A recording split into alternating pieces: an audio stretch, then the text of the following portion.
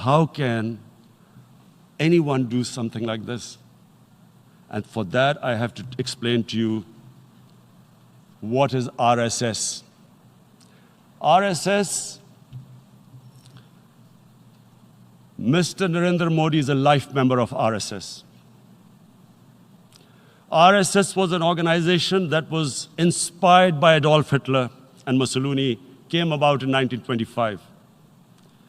They believed in racial purity, racial superiority. They also believed they were an Aryan race like the Nazi believed they were an Aryan race. All that I'm saying can be verified. This is the time of information revolution. You can Google all this, what I'm saying. But it is very important for me to explain this to you so you know what is happening in India. This RSS believed in the ethnic cleansing of Muslims from India. At one point, there was racial superiority of the Hindu race.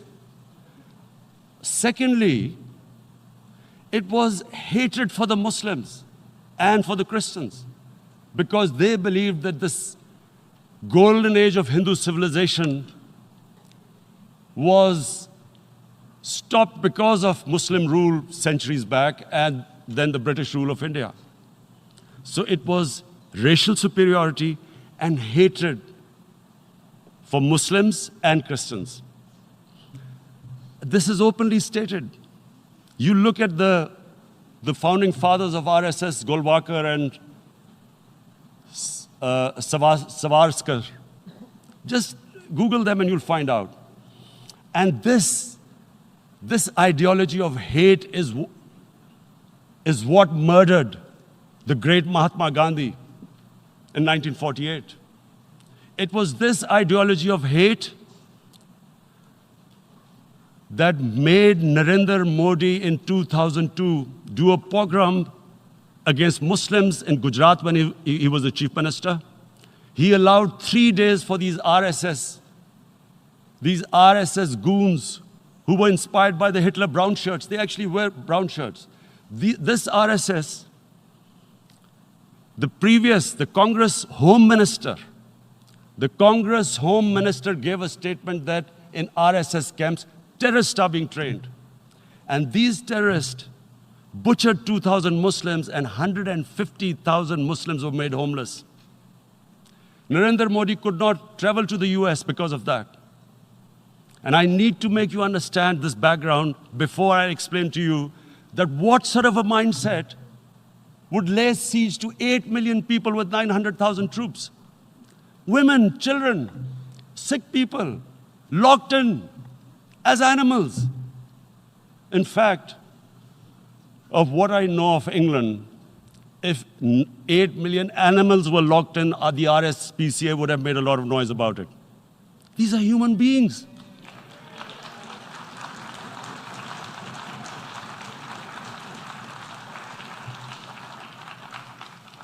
And Mr. President, what comes with racial superiority, these illusions of Aryan superior race, is arrogance.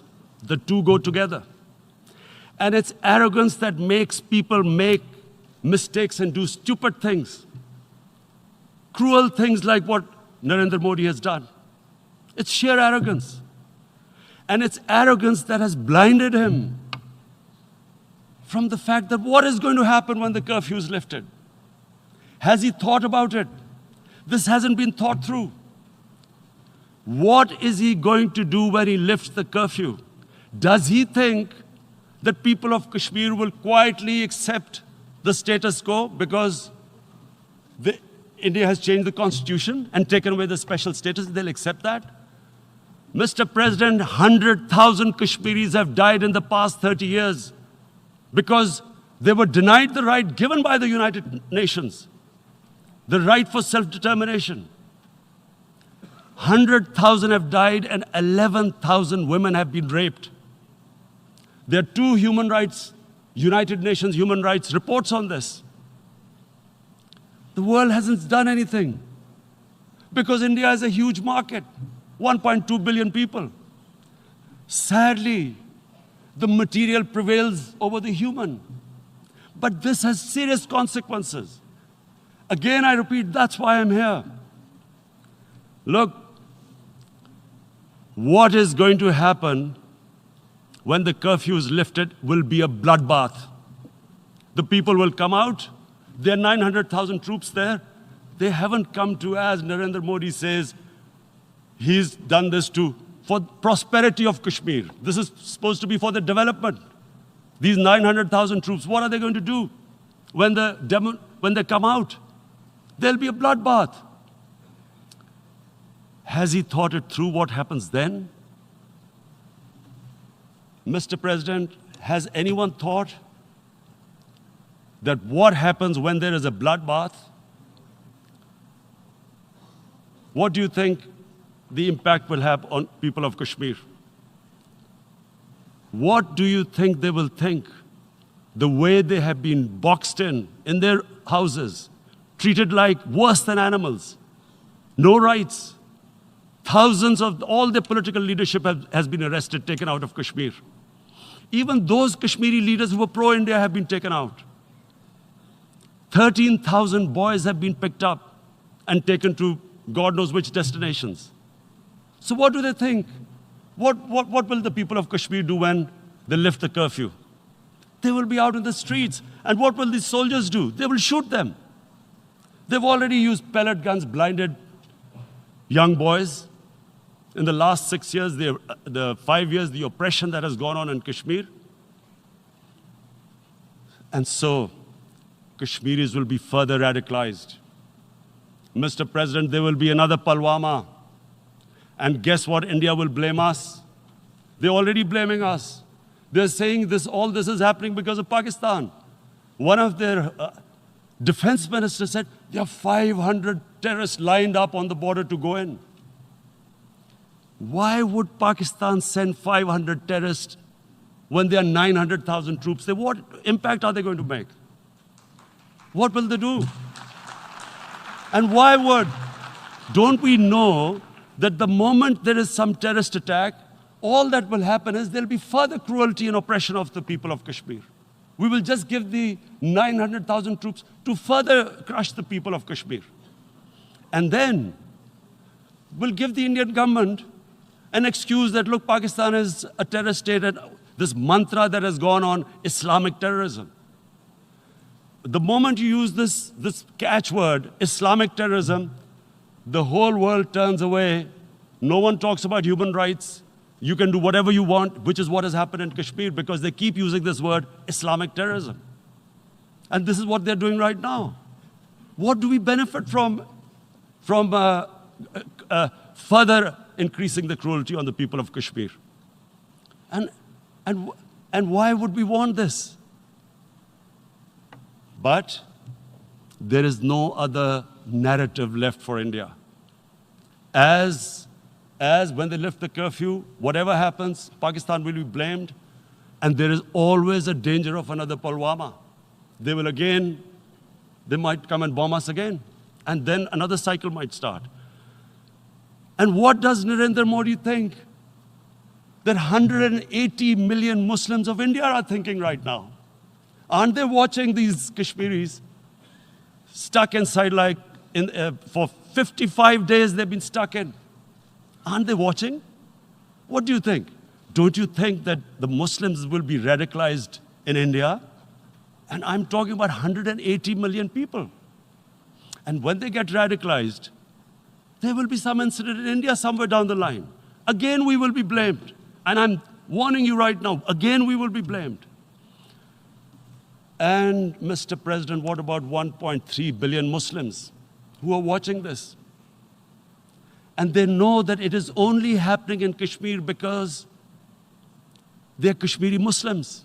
This is not happening to Kashmiri Hindus. They know that this is happening because of their religion. So what do you think they will be thinking? What do you think the Jewish community would think if there were, forget 8,000 Jews stuck like this? What do you think Europeans would think? What do we think? I mean, any human community, if their members are stuck like that, what do you think they will think? Are we a children of a lesser God? Is it not going to cause us pain? And then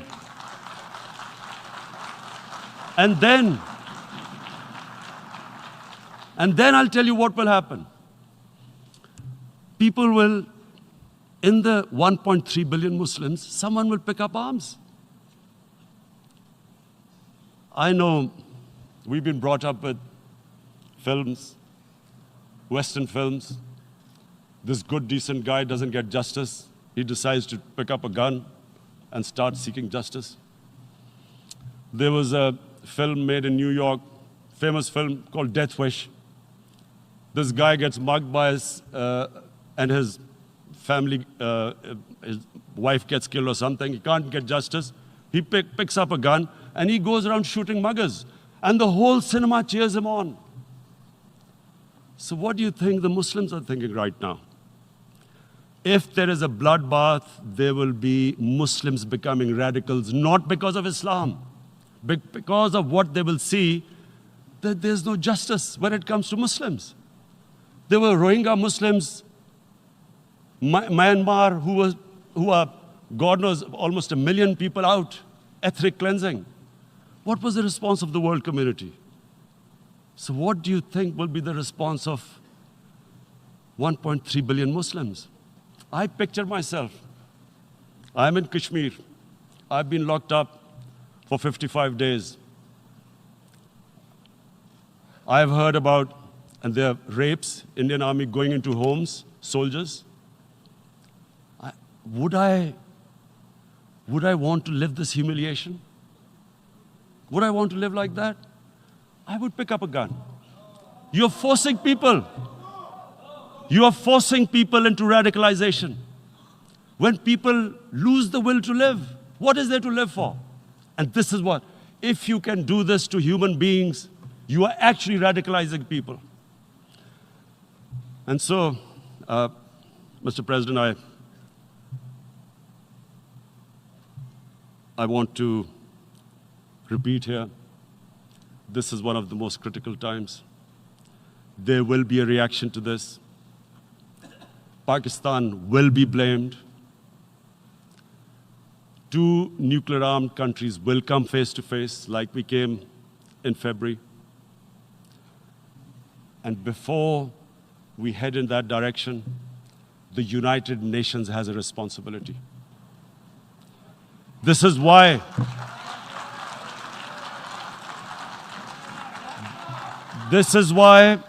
the United Nations came into being in 1945. You were supposed to stop this happening. I feel we are back to 1939, Munich. Czechoslovakia has been taken, annexed. What is the world community going to do? Is it going to appease a market of 1.2 billion, or is it going to stand up for justice and humanity?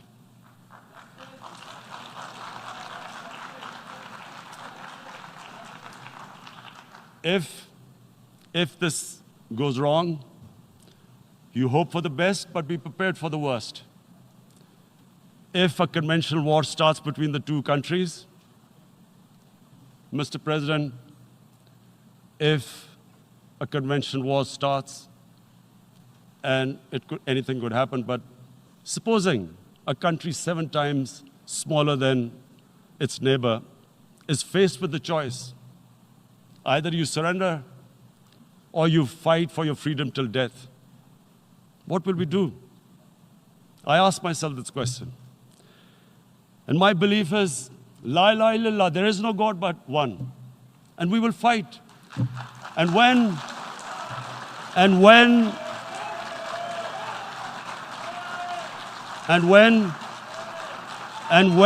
a nuclear-armed country fights to the end, it will have consequences far beyond the borders. It will have consequences for the world, which is why I repeat I'm here. Because I'm warning you, it's not a threat. It's a fair worry that where are we headed? And I've come here to tell the UN, you've got to, this is a test for the United Nations. You are the one who guaranteed the people of Kashmir the right of self-determination. They are suffering because of that. And this is the time. This is the time not to appease like in 1939 appeasement took place. This is the time to take action. And number one action must be that India must lift this inhuman curfew, which has lasted for 55 days. It must free all political prisoners, and especially those